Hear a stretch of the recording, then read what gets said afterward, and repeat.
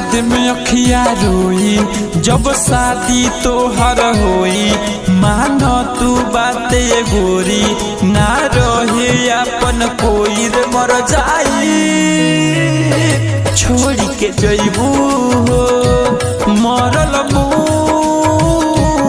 हमर पैबू हो रे मर जाई छोड़ी के जइबू हो मरल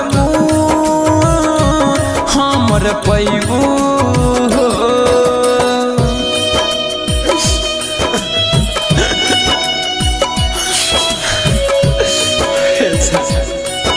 हम जियब ना हो तोहरा बिना।